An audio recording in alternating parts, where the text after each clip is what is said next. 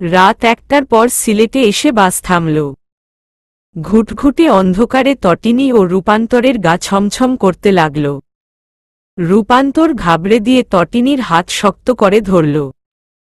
দুজনের মনে স্বস্তি দিতে ভেসে এলো মজনুর গলার স্বর, তোরা এসে গেছিস।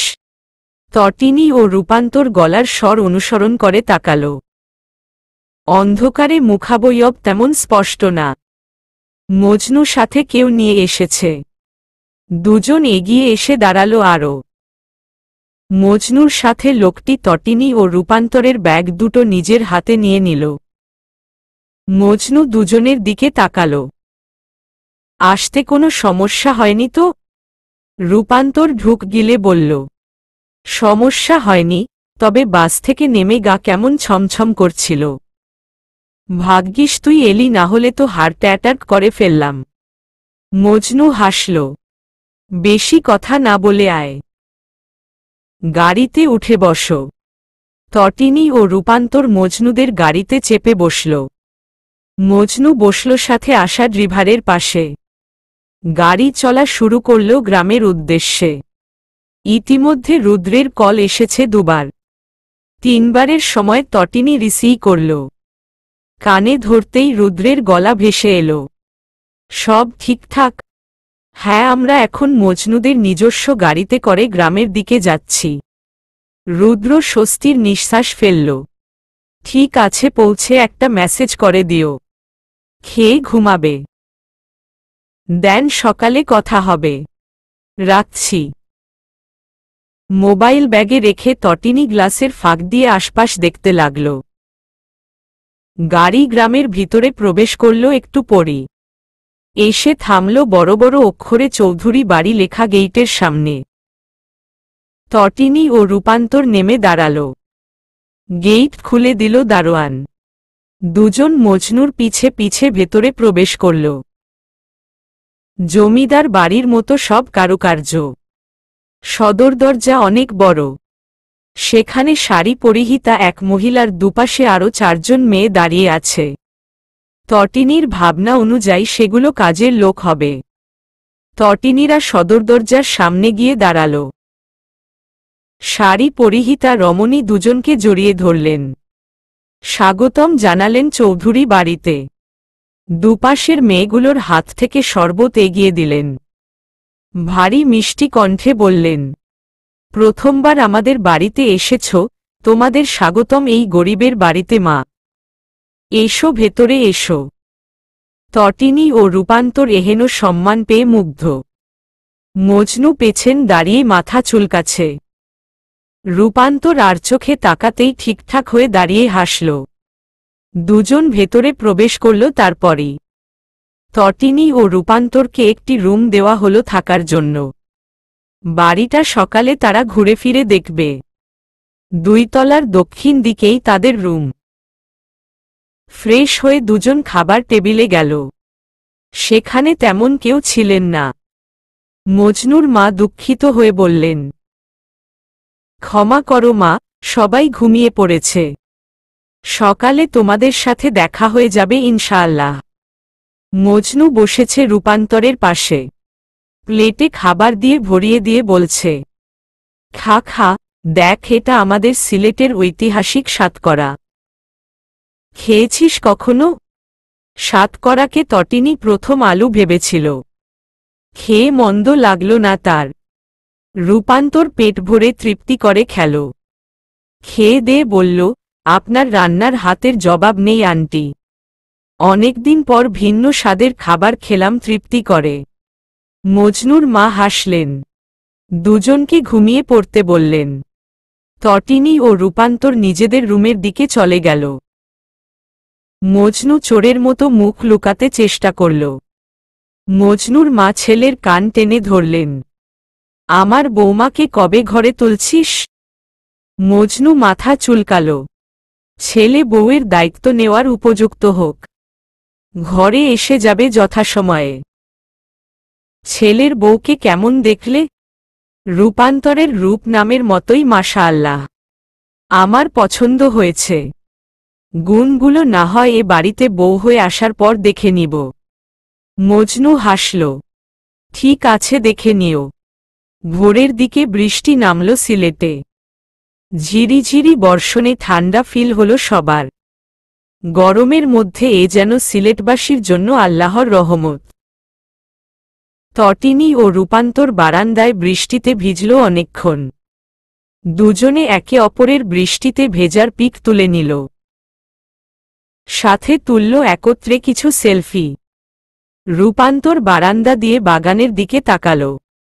বারান্দা থেকে বাগানের গাছ ও সুইমিং পুলটা দেখা যাচ্ছে। তটিনীকে গুঁতো মেরে বলল, কি ভাই, আর কত অবাক হব? দেখ বাগানে কি সুন্দর সুইমিং পুল। গ্রামের হয়েও এত উন্নত রুচি। ভাবা যায়? তটিনী ভালো করে দেখতে চেষ্টা করল।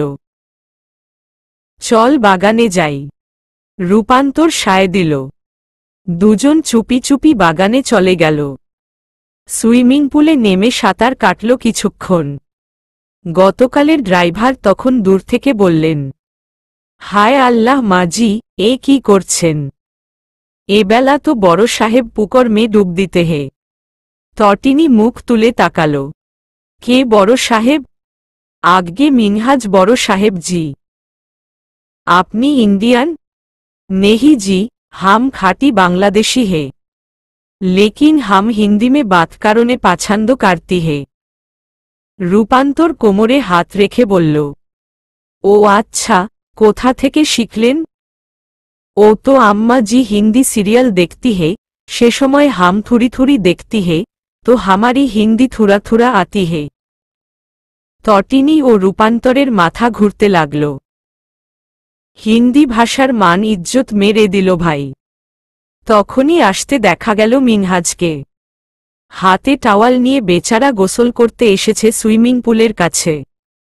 তটিনী ও রূপান্তরকে ভেজা অবস্থায় দেখে থমকে গেল। তোরা এখানে কি করছিস? ড্রাইভার হিন্দিতে বললেন, देखो ये नाजी हम खाबी से उन दोनों को आपकी पुकुर से आगमन का मैसेज भेजता है, लेकिन उन दोनों सुनता ही नहीं। রূপান্তর মিনমিন করে বলল, আমরা সুইমিং পুলে গোসল করতে এসেছি। যাই হোক চলে যাচ্ছি। রূপান্তর তটিনীর হাত ধরে দৌড় দিল। মিনহাজ হেসে সুইমিং পুলে নামল গোসল করতে। ড্রাইভারের নাম হাসিবুল। তিনি দাঁত বের করে হাসলেন। ম্যাডাম দুনো বহুত দুষ্টু হে জি, লেকিন দুনো কি দিল খুব সুরত হে। মিনহাজ হাসল। ম্যাডামরা তোমার হিন্দি শুনেই তো পালাবে চাচা। হাঁচি দিতে দিতে তটিনীর অবস্থা খারাপ। রুদ্র ফোনের অপর পাশ থেকে শাসাচ্ছে। বলেছিলাম নিজের খেয়াল রাখতে। কে বলেছে সুইমিং পুলে গোসল করতে? বৃষ্টিতে ভেজার এত শখ? বান্দর কোথাকার। নিজের বাড়িতে অসুস্থ হলে মা বাবা ছিল, চিন্তা থাকত না। এখানে অসুস্থ হলে কে দেখবে? তটিনী মিনমিন করে বলল, অসুস্থ হইনি তো, শুধু হাঁচি দিচ্ছি। রুদ্র হতভম্ব। সেটা কি অসুস্থতা না? একদমই না, এটা একটু পর থেমে যাবে। শরীর গরম করলেই। কিভাবে শরীর গরম করবে? এই কাঁথার তলে ঢুকে গেলাম, একটু পর গরম লাগবে। রুদ্র কিছু বলার ভাষা পেল না। তটিনী নাক টেনে বলল, গতকাল মেসেজে বললেন সারপ্রাইজ আছে, সেটা কি? রুদ্র গম্ভীর স্বরে বলল, বলবো না, সারপ্রাইজ তো সারপ্রাইজই। বাড়িতে ফিরেই জানতে পারবে। কিন্তু দোহাই লাগে ঠান্ডা লাগিও না, না হলে সব ক্যান্সেল হয়ে যাবে। তটিনী কথা দিল সে ঠান্ডা লাগাবে না। রুদ্র হেসে বলল, তোমার ঠান্ডা কপালে উষ্ণ চুল। রেস্ট নাও। তটিনী ফোন রেখে দিল। সর্দি মুছতে মুছতে রূপান্তর চোখ বড় বড় করে তাকিয়ে বলল, আজ কেউ নেই বলে ফোনে উষ্ণ চুমু নিতে পারছি না। জীবনে কি করলাম? এত লস নিয়ে বাঁচা যাচ্ছে না রে তটিনী। আমাকে তুই মেরে ফেল। তটিনী দাঁত বের করে হাসল। বেঁচে আছিস কেন? বারান্দায় গিয়ে লাফ নিচে। সোজা তোর জামাইয়ের শখের সুইমিং পুলে। আদালতে প্রমাণ হবে ফোনের ভিতর থেকে জামাই উষ্ণ চুমু দেয়নি বলে একমাত্র জামাইয়ের শখের সুইমিং পুলে লাফ দিয়ে পড়ে মৃত্যুবরণ করলেন কোকিয়া বিনতে রূপান্তর নামক সুন্দরী যুবতী। তটিনীর কটাক্ষে রূপান্তর আফসোস করল। হা, জামাই না ছাই। জামাইয়ের সুইমিং পুলে গোসল করার শখ হয়, শুধু রুদ্র ভাইয়ের মতো মোবাইলে উষ্ণ চুমু দেওয়ার শখ হয় না। কপাল।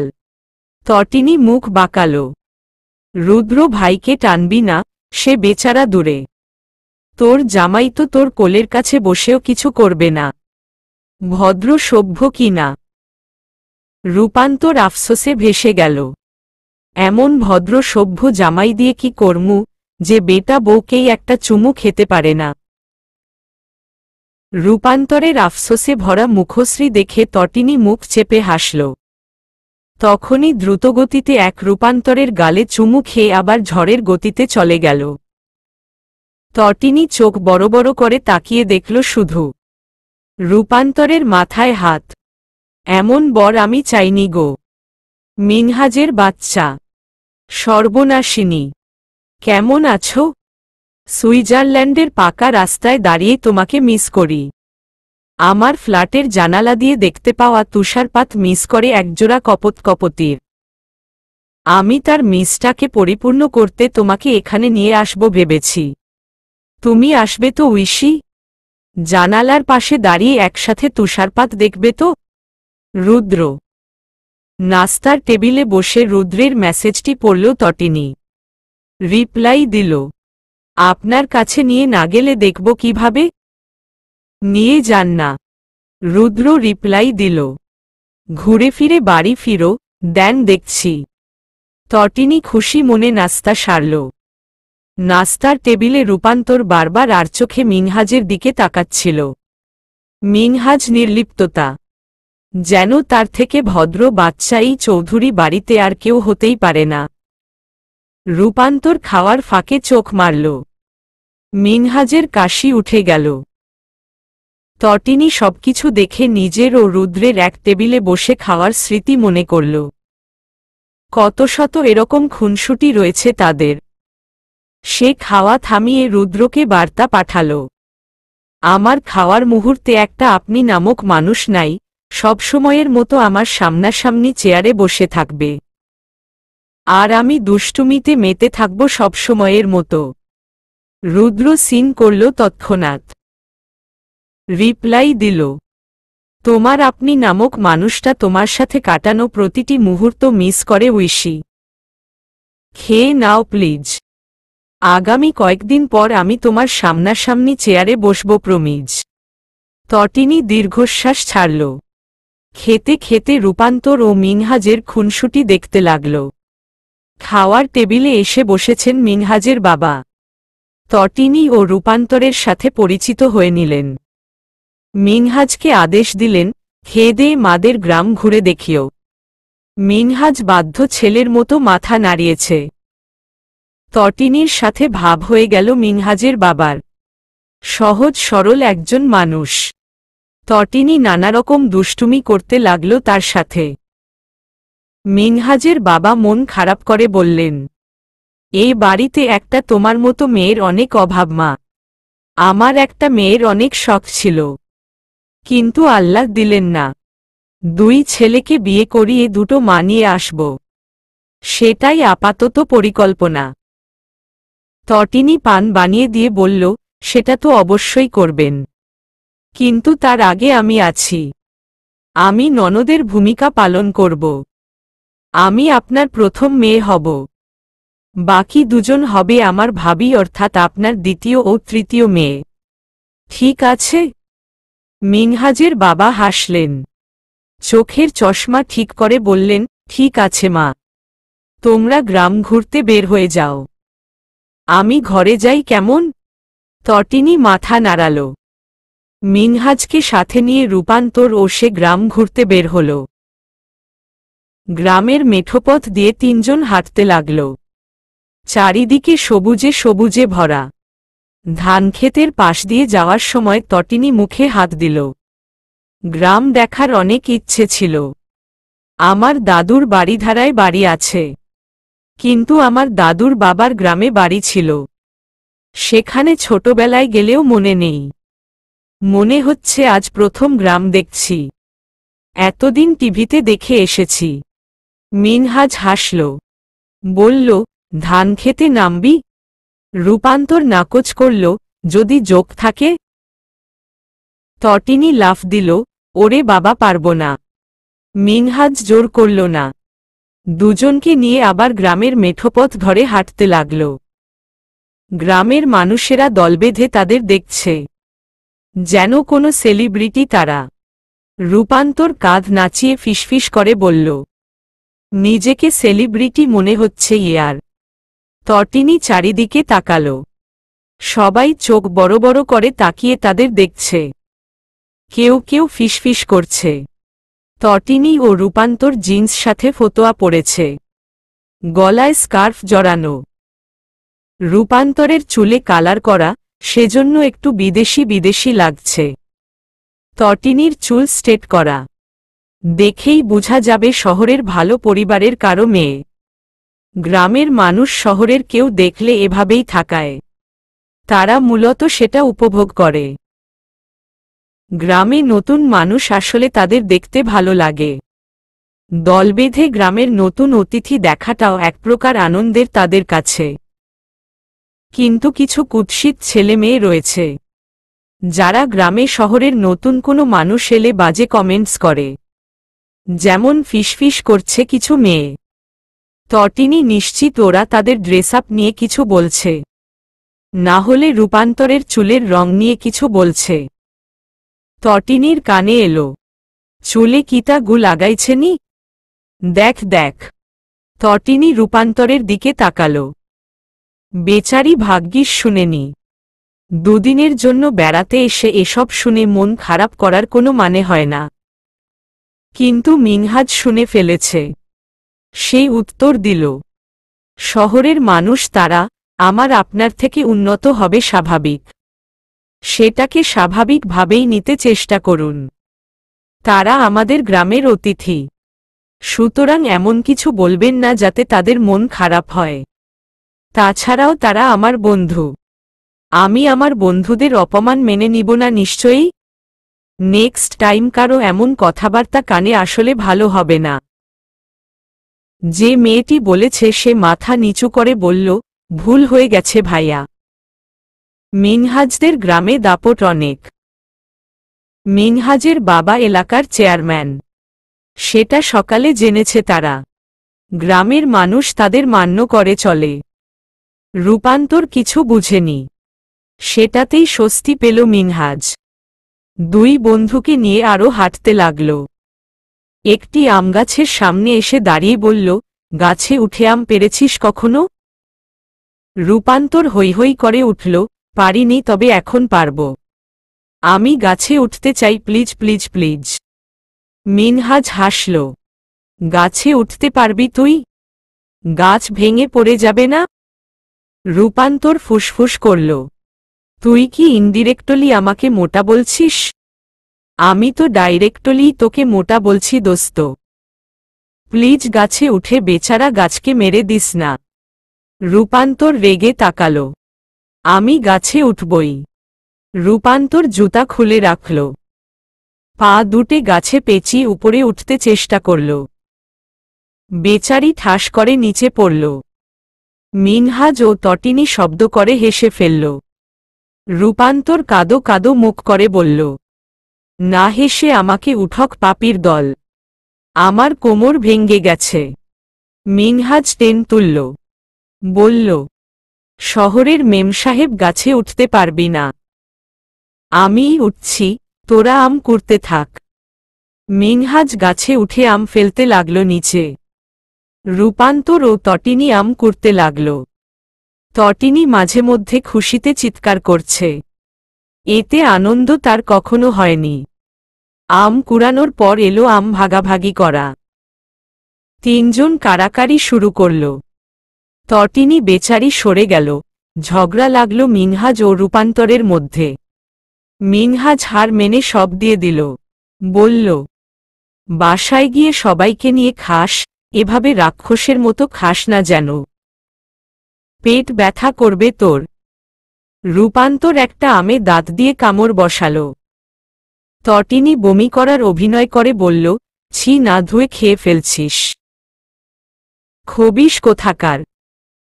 রূপান্তর সুযোগ বুঝে বলল, তুই যে কলেজে থাকতে সেন্টার ফ্রুট মাটি থেকে তুলে না ধুয়ে খেয়ে নিছিলি সেটা কিন্তু আমি কাউকে বলিনি। মিনহাজ শরীর কাঁপিয়ে হাসল।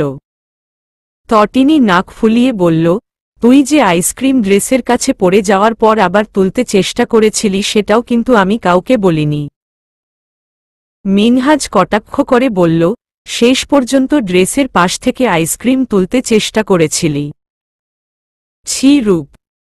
রূপান্তর অসহায় চোখে তাকাল। আমটা টুকরো হচ্ছে না কেন? দাঁত ব্যথা হয়ে গেল। মিনহাজ শার্টে আম মুছে দাঁত দিয়ে টুকরো করল। রূপান্তর খুশি মনে আম খেতে ব্যস্ত। তটিনী আবারও বমি করার অভিনয় করতে লাগল। রূপান্তর পেছনে লাথি দিয়ে বলল, অভিনয় কম কর, তুই যে পথের ধারে গুয়ে পা ফেলে দিয়ে জুতা পরিষ্কার করেছিলি সেটাও কিন্তু কাউকে বলিনি। চাইলে মাইক হাতে নিয়ে বলে দিব এবার।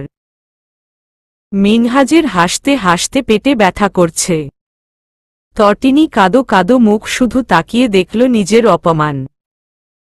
প্রিয় মন খারাপ, অবেলায় কেন হানা দাও রুদ্রের একান্ত রমণীর মনে?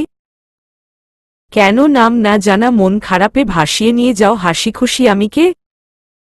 এমন মন খারাপের কোনো মানে হয়? তুমি চিরবিদায় নাও না কেন? আমি ছাড়া কি জগতে আর কেউ নেই? আমার আমিকে নিঃশেষ করে দিতে এত কেন আয়োজন তোমার? রুদ্রের সর্বনাশিনীর সর্বনাশ করতে চাও এত দুঃসাহস তোমার? জানো তো, সে জানলে তোমার এই আয়োজনে ভাটা পড়বে চরমভাবে। বিষণ্ণ সন্ধ্যায় বারান্দায় দাঁড়িয়ে আকাশ দেখতে দেখতে নিজ মনে কথা বলে চলেছে তটিনী। আজ তার মন খারাপ। নাম না জানা মন খারাপে বিষিয়ে যাচ্ছে সে। আজ সকালে বাসায় এসেছে সে। মিনহাজদের বাড়ি ঘুরে ফিরে বাসায় এসে তার এমন অদ্ভুত মন খারাপ জেকে ধরেছে। রুদ্রকে মেসেজ করে নিজের আসার খবর জানিয়ে আর কোনো বার্তা বা ফোন কল করা হয়নি। সে মোবাইল হাতে নিল। হোয়াটসঅ্যাপে ফোন করল রুদ্রকে। রুদ্র রিসিভ করল তৎক্ষণাৎ। স্ক্রিনে ঠোঁট চেপে তাকিয়ে আছে তটিনী। রুদ্র ভালো করে দেখার ট্রাই করল। অন্ধকারে কি করছো? লাইট অন করো। তোমায় দেখা যাচ্ছে না ঐশী। তটিনী লাইট অন করল। রুদ্র তটিনীর দিকে চোখ ভুলিয়ে নিল। চোখ মুখের এই অবস্থা কেন? তটিনী ঠোঁট ফুলিয়ে কেঁদে উঠল। রুদ্র হতভম্ব হয়ে তাকাল। এই তুমি কাঁদছ কেন? আপনার কাছে যাব। তটিনী বাচ্চাদের মতো ঠোঁট ফুলিয়ে আবদার করল। রুদ্র অনেক দিন পর তটিনীর বাচ্চামো দেখল। হেসে বলল, আসবে তো শীঘ্রই আসবে। আমি এখনই যাব, নিয়ে যান। রুদ্র ঠোঁট বাঁকিয়ে হাসল। কেন থাকতে পারছ না? তটিনী এবার কান্নার শব্দ বাড়াল। রুদ্র দীর্ঘশ্বাস ছেড়ে বলল, মন খারাপ কেন? আমি জানি না আমার কেন এমন অদ্ভুত মন খারাপ হয়। কেন আমি গুমরে মরি বুকের ভেতর। আমি শুধু জানি আমার সবকিছু ছেড়ে চলে যেতে ইচ্ছে করে। পাহাড়ের বুকে শুয়ে থাকতে ইচ্ছে করে। এক পৃথিবী মন খারাপ হয় আমার রুদ্র ভাই। রুদ্র মনোযোগ দিয়ে তটিনীর কথা শুনল। তটিনীকে বলল ক্যামেরা চাঁদের দিকে ঘুরাতে। তটিনী ঘুরাল। রুদ্র গম্ভীর স্বরে বলল, তোমাকে দায়িত্ব দিয়েছি আমার চাঁদকে দেখে রাখতে। তুমি কি করছো? তুমি চাঁদ আমার চাঁদের মন খারাপে ম্যাজিকের মতো কাজ করছো না কেন? কেন আমার চাঁদ বুকের ভিতর গুমরে মরছে? আমার অনুপস্থিতিতে তুমি তাকে হাসাতে পারছো না কেন? আকাশের চাঁদ মুখ গোমরা করে বলল, তোমার চাঁদ কি আর আমার কথায় পোষ মানে? সে তো তোমার চাঁদ, তোমার কথাই শুনবে। তার এই নাম না জানা মন খারাপ ভালো করার একমাত্র ঔষধ তুমি। আমি কিভাবে সেই দায়িত্ব পালন করব বলতে পারো? রুদ্র দমে গেল। তটিনী নিজের দিকে ক্যামেরা ঘুরিয়েছে। রুদ্র হেসে বলল, চাঁদকে বকে দিয়েছি। এই এখন থেকে তোমার মন খারাপের সঙ্গী হবে আমার অনুপস্থিতিতে। তটিনী আবদার করল, আপনার কাছে যাব। রুদ্র গভীর চোখে তাকাল। তোমাকে বলতে চাইছিলাম না, ভেবেছিলাম একেবারে সারপ্রাইজ দিব। নাও বলে দিচ্ছি, তোমার ভিসা কমপ্লিট। তুমি কয়েকদিনের জন্য সুইজারল্যান্ড আসছো আমার কাছে। তোমার ফ্লাইটের দিন তোমাকে জানাতে চেয়েছিলাম, কিন্তু আজ জানিয়ে দিলাম। হ্যাপি? তটিনীর এক উত্তর, আপনার কাছে যাব। আসবে তো আমার কাছে। আরও 2 দিন পর তোমার ফ্লাইট। সবকিছু গুছিয়ে রাখো, যা কিছু সাথে আনতে চাও তা গুছাও। আমার কাছে আসবে, প্রস্তুতি আছে না? তটিনী চোখভরা অশ্রু নিয়ে তাকাল। রুদ্র মানা করে বলল, একদম কাঁদবে না, আমি এত দূরে বসে তোমার চোখের পানি মুছিয়ে দিতে পারব না। যত কাঁদবার ইচ্ছে আমার কাছে এসে তারপর কাঁদবে। আমি বুক পেতে দিব কেমন? তটিনী ফুপিয়ে উঠল। রুদ্র গম্ভীর স্বরে বলল, এবার কিন্তু আমি বকা দিব তোমায়। তটিনী মুখ নিচু করল। রুদ্র গভীর চোখে তাকিয়ে বলল, তোমার মন খারাপে 101টি চুমু উইশি। 101টি চুমুর পর যতগুলো চুমু পৃথিবীতে রয়েছে সবটুকু তোমার কপালে। উইশির মন খারাপ ম্যাজিকের মতো বেনিশ হও। আমার লক্ষ্মীর মন কি তোমাকে আমি ভাড়া দিয়েছি? দেইনি তো। আমার অনুপস্থিতিতে একদম আমার লক্ষ্মীকে জেকে ধরবে না। আমি কিন্তু তা সহ্য করব না। তটিনী খিলখিল করে হাসল। রুদ্র হেসে বলল, এবার ঠিক আছে। তোমাকে হাসিতে মানায় উইশি। আমার উইশি ভালোবাসাময়ী দুষ্টুমির রানী আমার। তুমি সবসময়ই হাসবে। মনে থাকবে? তটিনী মাথা নাড়িয়ে হ্যাঁ বলল। রুদ্র ফাজলামি করে বলল, এবার স্কিনের দিকে তাকিয়ে আমাকে একটা উড়ন্ত চুমু দাও। কতদিন তোমাকে চুমু টুমু খেতে পারছি না বলো তো? 1 বছর পেরিয়ে গেল।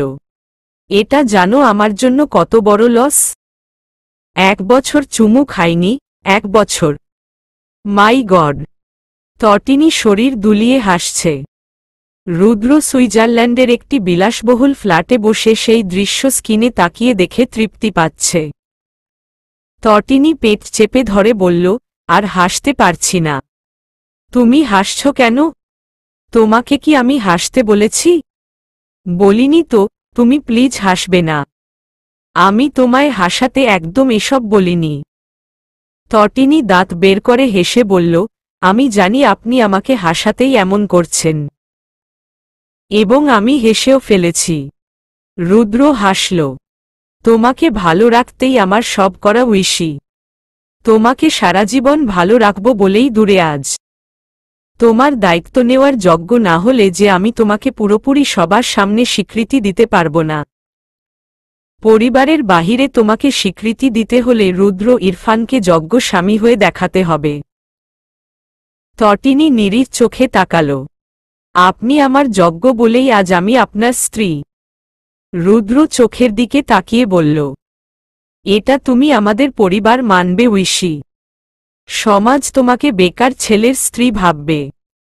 তোমার স্বামীর যোগ্যতা দেখে তোমাকে ট্রিট করবে। তোমাকে আমি সমাজের সামনে যোগ্য মর্যাদা দেব উইশি। তুমি হবে যোগ্য স্বামীর যোগ্য বউ। তটিনীর বুক ভরে গেল। আপনাকে একটু ছুঁয়ে দিতে ইচ্ছে করছে। রুদ্র গভীর চোখে তাকাল। চোখ বন্ধ করো, আমাকে কল্পনায় দেখতে চেষ্টা করো। তারপর ছুঁয়ে দাও ইচ্ছে মতো।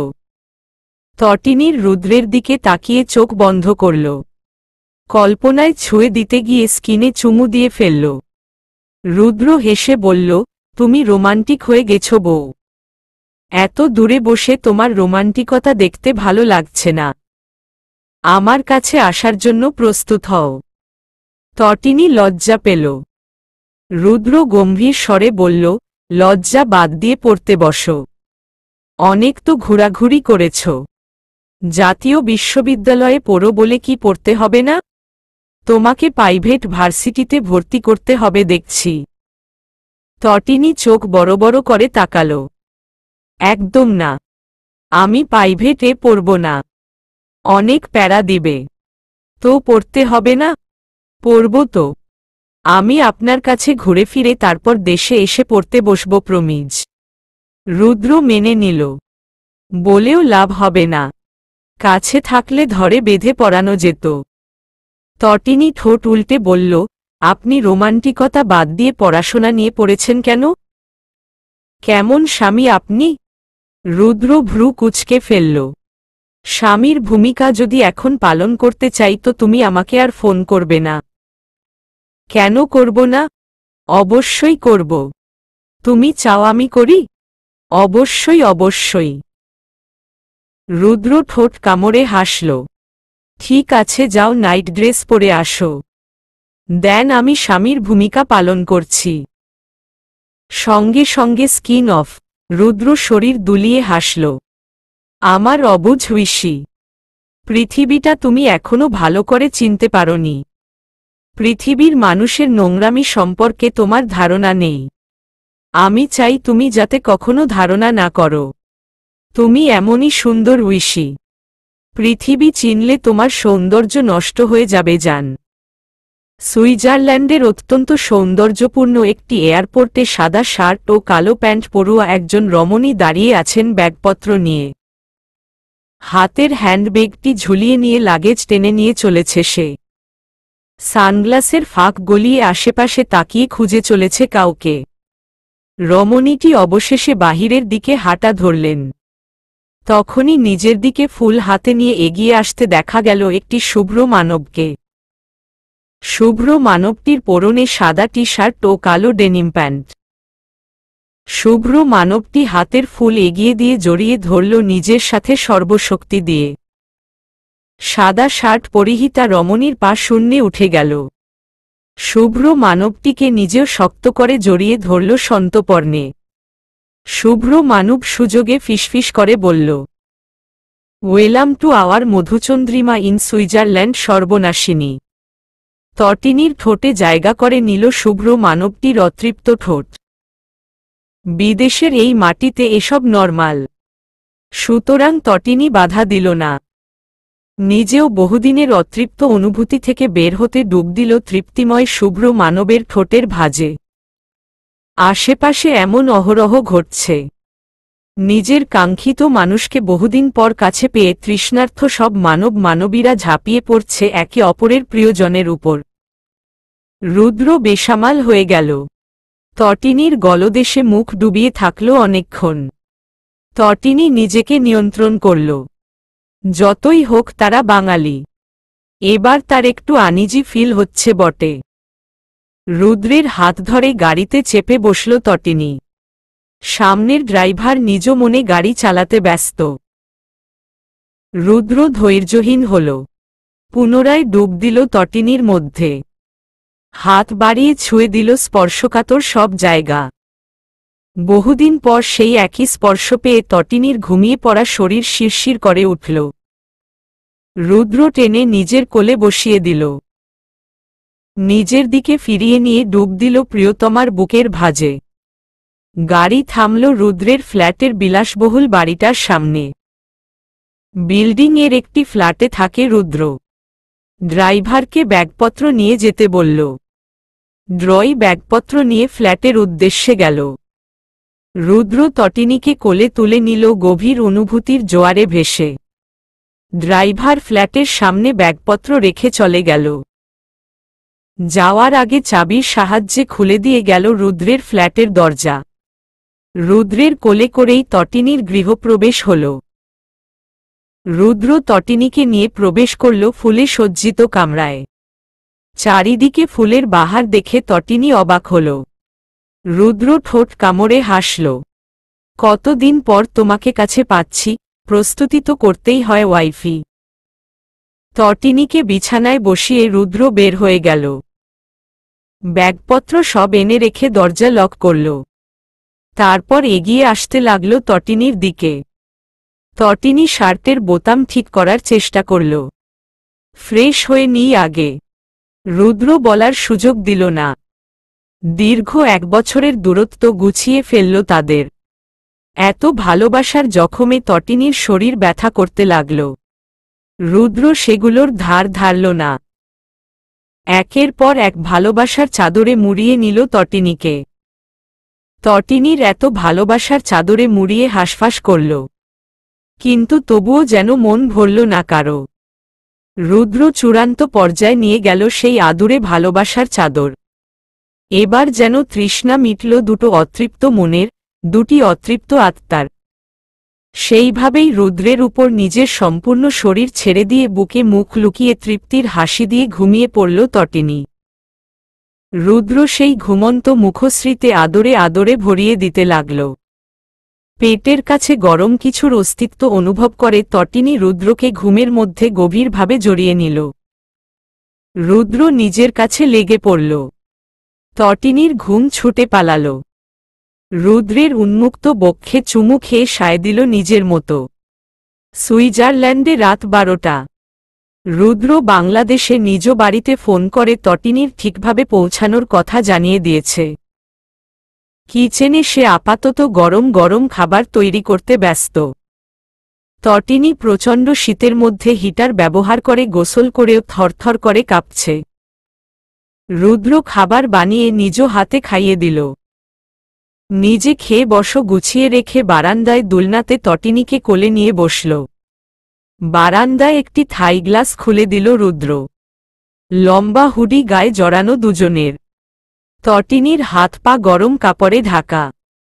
রুদ্রের বুকে মাথা ঠেকিয়ে এসে বহুকাঙ্ক্ষিত তুষারপাত দেখতে লাগল।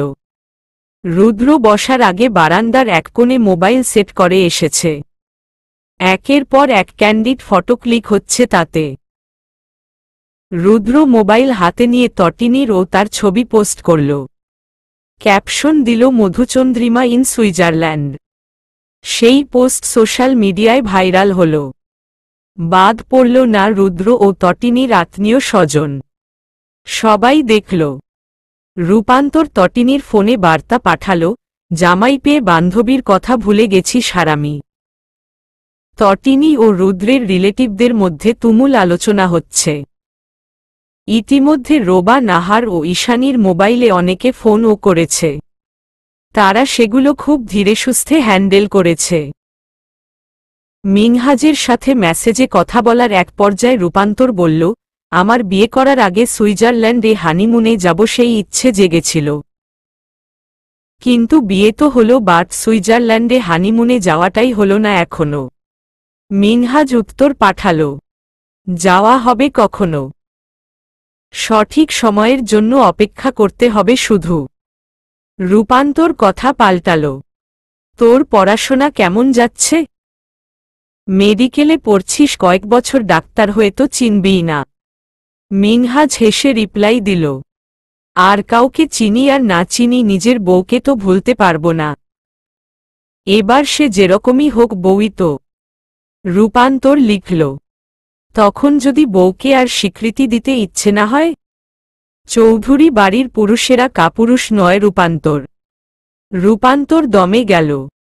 মিনহাজ শুধাল, আমি এত সভ্য নই রূপ। পুরো পৃথিবীর সামনে সভ্য ভদ্র হলেও তোমার সামনে আমার অভদ্র হতে ইচ্ছে করে। কিন্তু আমি আটকে যাই। তুমি ফ্যান্টাসিতে ভুগছ রূপ। তুমি কি চাও তা তুমি কখনো নিজ মন থেকে ভাবনি। সবই উপরে উপরে ভেবেছ। আমি চাই তুমি ফ্যান্টাসি ছেড়ে মন ভাবো। আমি তোমার জন্য সঠিক কি না, তুমি আমাকে নিয়ে পুরো এক জনম কাটাতে পারবে কিনা, তোমার পরিবার সমাজ আমায় মানবে কিনা, সবই ভাবো রূপ। আমরা কোনো মানুষই ভুলের ঊর্ধ্বে নই। খারাপ দিক আমারও আছে, সেগুলো নিয়ে ভাবো। তুমি আমার খারাপ দিকগুলো মেনে আমার সাথে থাকতে পারবে কিনা সেটাও ভাবো। তারপর নিজের সিদ্ধান্ত জানিও। তটিনীর জন্য তার রুদ্র ইরফান আছে। তোমার জন্য সবসময়ই মিনহাজ চৌধুরী থেকে যাবে, কথা দিচ্ছি। গরম শীতবস্ত্র নিচে ভালোবাসাবাসি করে দুজনকে আরাম দিতে ব্যস্ত তারা। রুদ্র ফিসফিস করল, তোমাকে পুরো জনম কাছে ফেলেও তৃষ্ণা মিটবে না সর্বনাশিনী। তোমাকে শুধু পেতেই ইচ্ছে করে। আমাদের ইসলামে একটাই জনম আছে, তারপর আছে মৃত্যুর পরের জনম। সেই জন্মেও তুমি আমাকেই বেছে নিও কেমন? আমি তুমি নামক হুরকে মৃত্যুর পরের জনমেও নিজের করে পেতে চাই প্রিয় ভালোবাসা। রুদ্রের প্রিয় ভালোবাসা ভালোবাসায় তলিয়ে গেল। এই ঘনমাত্রার হাওয়া, ঠান্ডা আবহাওয়া, ঝিরঝির মেঘের মতো উড়ে বেড়ানো তুষারপাত যেন ভালোবাসা বাড়িয়ে দিতে বেড়ে গেল হঠাৎ করেই। তটিনী কেঁপে উঠে রুদ্রের ভেতরে ঢুকে যেতে চাইল। রুদ্র আষ্ঠেপৃষ্ঠে নিজের সাথে জড়িয়ে নিয়ে ভালোবাসাবাসিতে ডুব দিল। সাদা সফেদ তুষারপাত পড়ছে আকাশ হতে। তুষারপাতে ঢেকে যাচ্ছে চারিপাশ, ঢেকে যাচ্ছে বাড়িঘরের থাই গ্লাস। রুদ্রের ঘরের থাই গ্লাসের সামনে উকি দিচ্ছিল একটি মিটিমিটি তারা, নাম তার ধ্রুবতারা। তুষারপাত থাই গ্লাসে পড়ে তটিনীর লজ্জা বাছাতে ঢেকে দিল সেই তারাকে। রুদ্র সেই দৃশ্য দেখে চোখ বন্ধ করে মুচকি হাসল। ভালোবাসার চাদরে মুড়িয়ে যাওয়া তটিনীর কানে কানে শুধাল, আমার লজ্জাবতীর লজ্জায় লজ্জিত হয়ে ধ্রুবতারা উধাও হয়ে গেল। উধাও করে দিল শুভ্র তুষারপাত। আমি তোমার লজ্জা উধাও করে দিব লজ্জাবতী। সারাজনমে ভালোবাসাটা কম হয়ে গেল না? আর একটু বেশি ভালোবাসার সময় বেড়ে গেলে কি খুব ক্ষতি হতো? সুইজারল্যান্ড আনুষ্ঠানিকভাবে সুইস কনফেডারেশন, পশ্চিম মধ্য ইউরোপ একটি স্থলবেষ্টিত রাষ্ট্র। তবে এটি ইউরোপীয় ইউনিয়নের সদস্য নয়। এর মুদ্রার নাম সুইস ফ্রাঙ্ক এবং বাৎসরিক স্থূল দেশজ উপাদানের পরিমাণ ৫,১২১ বিলিয়ন সুইস ফ্রাঙ্ক, ২০০৭ খ্রিস্টাব্দ। তটিনী ও রুদ্র ঘুম থেকে উঠে ফ্রেশ হয়ে রেডি হয়ে নিয়েছে। রুদ্র আজ থেকে তটিনীকে পুরো সুইজারল্যান্ড যতটুকু পারে ঘুরে দেখাবে, সেই রকমই প্রস্তুতি নিচ্ছে তারা। স্নিগ্ধ সুইজারল্যান্ডের প্রতিটি বাড়ির সাধারণ বৈশিষ্ট্য হল কাঠের দোতলা আর চারপাশে নাম না জানা অসংখ্য ফুলে ভরা বাগানে ঘেরা। মনে হবে শিল্পীর তুলিতে আঁকা কোনো ছবি, সৃষ্টিকর্তা যেন ঢেলে সাজিয়ে রেখেছেন। তটিনী মুগ্ধ হয়ে মুখে হাত রেখে অবাক হয়ে তাকিয়ে দেখছে সব। সৃষ্টিকর্তার কি অপরূপ সৃষ্টি! ট্রেন ভ্রমণ সুইজারল্যান্ডে সবচেয়ে ব্যয়বহুল, তবে আরামদায়ক আর নিরাপদ। দুচোখ ভরে দেখার জন্য ও ট্রেন জার্নি অতুলনীয়। পাহাড়, লেক, প্রকৃতির শোভা পরিবেষ্টিত সুইজারল্যান্ডের সৌন্দর্য উপভোগ করতে হলে ট্রেনের বিকল্প নেই। কারণ পাহাড়ের খাজে খাজে ট্রেন এবং কেবল কারে চড়ে বাইরের মণিমুগ্ধকর দৃশ্যাবলী উপভোগ করা, সে শিহরিত হওয়ার মতো ব্যাপার। আপনার কাছে তখন মনে হবে এ কোনো বিস্ময়কর দুনিয়ায় এসে পড়লাম। রুদ্ররা লুজান থেকে বিশাল প্রমোদতরিতে লেকের এক মাথা হতে অন্য মাথায় চক্কর দিয়ে দ্রুতগামী প্যানারোমিক ট্রেন চেপে লাঙ্গার্ন শহরে এসে নামল। লাঙ্গার্ন থেকে ইন্টারলেকেন এই পথটুকু হচ্ছে সুইজারল্যান্ডের প্রধান কয়েকটি পর্যটন স্থানের মধ্যে অন্যতম। দিলওয়ালে দুলহানিয়া লে জায়েঙ্গে সহ অসংখ্য হিন্দি সিনেমার শুটিং এই ক্যান্টিনে হয়েছিল। বলিউড এরিয়া নামেই এই ক্যান্টিন সুপরিচিত। তটিনী মুখে হাত দিয়ে সব দেখছে। তার চোখে মুখে খুশি উপচে পড়ছে, সাথে ঠিকরে পড়ছে বিস্ময়কর সব ভাবনারা। রুদ্রের হাত ধরে সে সব ঘুরে দেখতে লাগল, সাথে নিজের সাথে ক্যামেরা বন্দি করতে লাগল বিস্ময়কর এই জায়গাগুলো। তারা একটি পাহাড়ে উঠল। তটিনী পাহাড়ে চোখ বন্ধ করে শুয়ে পড়ল। রুদ্র পাশে শুয়ে নিজের সাথে জড়িয়ে নিল। প্রকৃতির এই বিস্ময়কর রূপে মুগ্ধ হয়ে দুজন তাকিয়ে রইল দুজনের দিকে। রুদ্র কপালে গভীর চুম্বন করেল। প্রকৃতির কাছে এসে তোমাকে আরো সুন্দর লাগছে ঐশী। চেহারায় ন্যাচারাল গ্লু করছে। তোমাকে আমার কাছে প্রকৃতি কন্যা মনে হচ্ছে। তটিনী সবুজ রঙের পোশাকে নিজেকে আবরিত করেছে। হাত কাটা সবুজ গাউন সাথে পাথরের অসম্ভব সুন্দর কাজ করা অর্নামেন্টস। তটিনীর মাথায় রুদ্রের পরিয়ে দেওয়া সবুজ পাথরের মুকুট।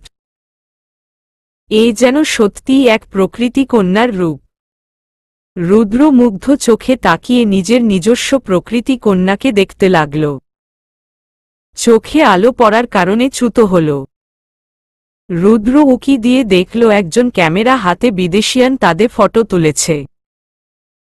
লোকটি এগিয়ে এলো, হাত বাড়িয়ে দিল। হাই আম লুসা। রুদ্র নিজেদের পরিচয় দিল। লুসা অবাক হয়ে বলল, ও মাই গড, বাংলাদেশি। লুসা রুদ্র ও তটিনীর পাহাড়ে শুয়ে থাকার ছবি দেখাল। রুদ্র নিজের ফোনে সেগুলো নিয়ে নিল। লুসা বলল সে তার পেজে এগুলো পোস্ট করবে। রুদ্র অনুমতি দিল। রুদ্রের হাত ধরে তটিনী প্রকৃতির আরও গভীরে যেতে লাগল, যেখানে শুধু রয়েছে বিস্ময়কর মুগ্ধতা। খসমন্তানা শহরের প্রায় 1500 ফিট ওপরে উঠে তারা দেখল বাঁকা বাঁকা কাঠের দোতলা বাড়ি। ভয়ঙ্কর লাগছে তাদের কাছে। ওরা পাহাড় কেটে ঘরগুলো সোজা করমে পারত, কিন্তু প্রকৃতির নষ্ট করেনি, বরং পাহাড়ের আদল অনুযায়ী নিজেদের পছন্দের কাজগুলো করে থাকে। চারপাশে গরু, ভেড়ার ফার্ম হাউস, চিজ, গরুর দুধের ফ্যাক্টরি, অবাধে মুরগ, গরু ভেড়া ঘুরে বেড়াচ্ছে, যেন একেবারেই গ্রামীণ দৃশ্যপট। একদম সাদামাটা যাপন, অথচ এসব বাড়ির মালিকেরা সুইজারল্যান্ডের এক একজন ধনকুবের। শহরের বাড়ি, ফ্ল্যাট ভাড়া দিয়ে দূরদূরান্তের বনজঙ্গলে চলে যান। কৃষিকাজ করেন, বাগান করেন। এমনও বাড়ি আছে যেগুলোতে ইলেকট্রিসিটি আছে কিন্তু ওরা ব্যবহার করে না। সন্ধ্যায় রাতের খাবার খেয়ে পুরো বাড়ি মোমের আলোয় আলোকিত করে রাখে। মাটির চুলোয় রান্না করে, আর অবশ্যই তা উন্নত পর্যায়ের। অনেক পুরনো গাছে ঘেরা, সবুজ আর সবুজ। আমাদের দেশে হলে কেটেকুটে লাকড়ি বানিয়ে ব্যবহৃত হতো। নিরাভরণ, নিস্তব্ধ, শান্ত প্রকৃতিকে প্রকৃতির মতোই ব্যবহার করে সুইসরা। সামারে বাগান থেকেই জুকিনি, সালাদ পাতা, টমেটো, শালগম, গাজর উঠিয়ে বাগানেই রান্না করে খেয়ে থাকে। আমরা পাহাড় কেটে, নদী ভরাট করে, প্রকৃতি নষ্ট করে নিজেদের আবাসস্থল তৈরি করি, অথচ সুইজারল্যান্ডে ঠিক তার উল্টো। সুইজারল্যান্ডের অধিবাসীরা কতটা নৈসর্গিক আর নিরিবিলি জীবন যাপন করে, নিজের চোখে না দেখলে বিশ্বাস হবে না। গভীর অরণ্যের ভেতর ডুপ্লেক্স বাড়ি, তার চারপাশে আঙুর, আপেল, কিউই সহ বিভিন্ন পাম ফলের বাগান। পাহাড়ের ঢাল বা আদল অনুযায়ী নিজেদের আবাসস্থল ও জমি চাষ করেন। কিন্তু প্রকৃতির বিন্দুমাত্র ক্ষতিসাধন এরা করে না। তটিনী ঠোঁট চেপে মুখে হাত দিচ্ছে শুধু। এত এত সৌন্দর্য সুইজারল্যান্ডে পা না রাখলে বুঝি অদেখা থেকে যেত। সে রুদ্রের হাত চেপে ধরল। রুদ্র হেসে আলতো করে ধরে বলল, আরও অনেক কিছু দেখবে। তোমাকে দেশবিদেশ ঘুরানোর দায়িত্বটা না হয় আমিই নিলাম।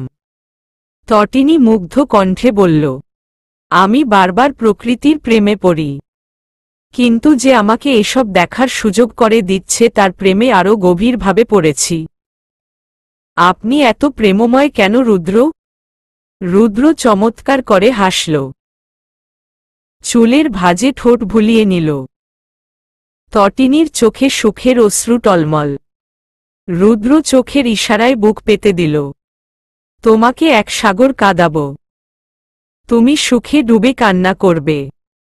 তোমাকে এক পাহাড় সমান অপেক্ষা করাব। কিন্তু অপেক্ষার শেষটা অবশ্যই সুখকর হবে। সুইজারল্যান্ডের পাহাড়, কাঠের বাড়ি, স্নোবল, লতা পাতা, চেরি ব্লসম, শহর জানুক আমি তোমাকে আকাশের মতো ভালোবাসি আমার উইশি। সুইজারল্যান্ডের তাপমাত্রা জানান দিল তুষারপাতের। রুদ্র ও তটিনী ট্রেনে চেপে নিজেদের ফ্ল্যাটের উদ্দেশ্যে রওনা দিল। ট্রেন ছেড়ে গাড়িতে করে ফ্ল্যাটে পৌঁছানোর আগেই ছোট ছোট স্নোবল গড়িয়ে পড়তে লাগল পাহাড়ের বুক ঘেঁষে। তটিনী সেগুলো কুড়িয়ে নিয়ে দেখল। রুদ্র পেছনে থেকে ধরে তটিনীর দিকে মুগ্ধ চোখে তাকাল। তখনই ক্লিক করল লুসা।